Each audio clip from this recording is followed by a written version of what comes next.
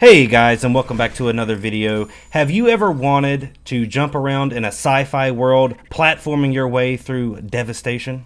Yeah, actually, that doesn't sound too bad. I mean, I'm not a big platform gamer, but that kind of sounds fun to me.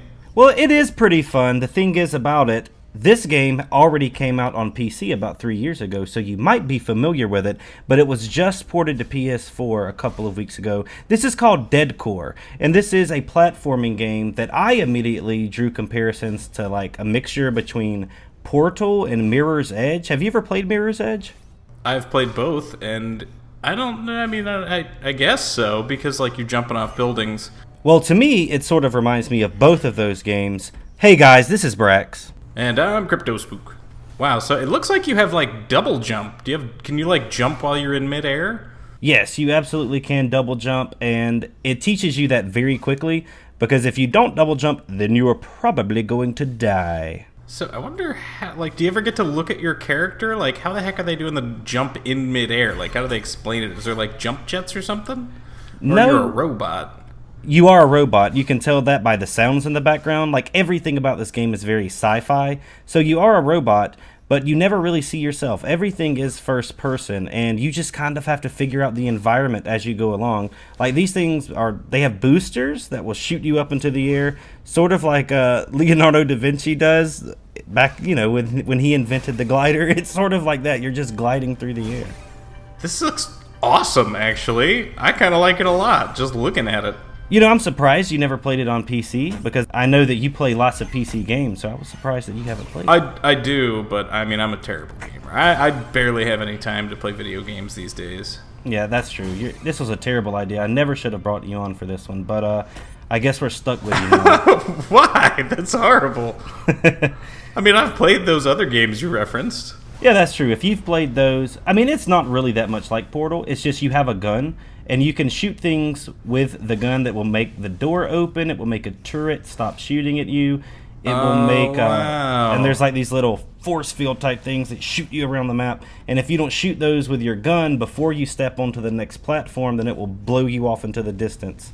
So you don't really shoot holes and stuff like you do with Portal, but the gun does control the environment around you like that. So it's like a remote use button, kinda. Yeah, it is.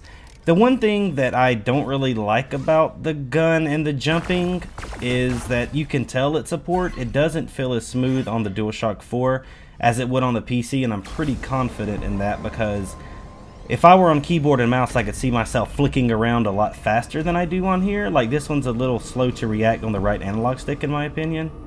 See, now it's interesting that you say that, because you're a fairly recent convert to the PC Master Race. Yeah, I definitely am. So I'm still pretty good on the sticks, but in comparison, I don't think I would do as well on the PS4 as I could with the PC here. And I'll say one thing about this game, it's hard. I don't care what you're playing it on. This is a very hard game, and I think other people that have played it will agree with me about that, man. The difficulty curve is very steep.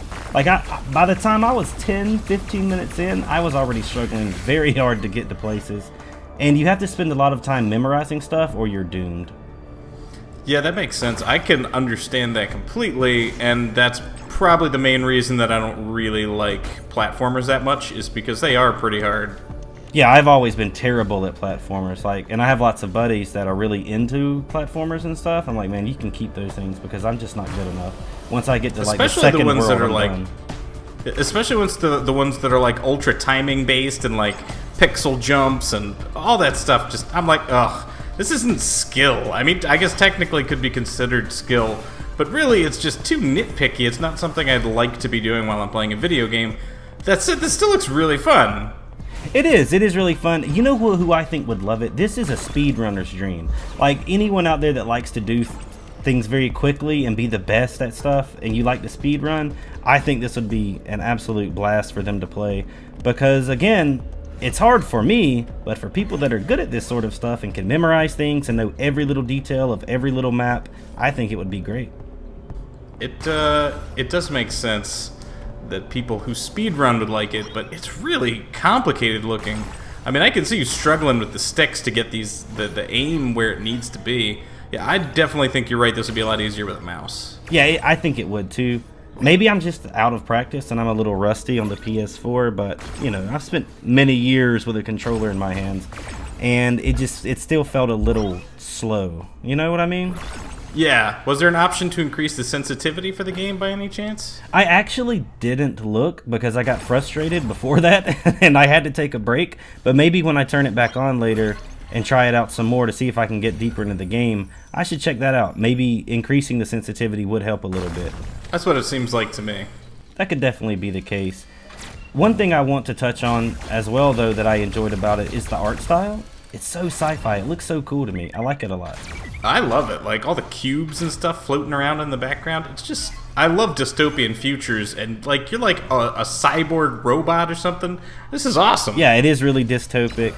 And it's also sort of like minimalist sci-fi in a way too. I don't know how to explain that, but it just feels sort of minimalist to me, where there's a lot going on, but it's not like everything runs together. It keeps it complicated enough, but yet simple enough with the colors and everything.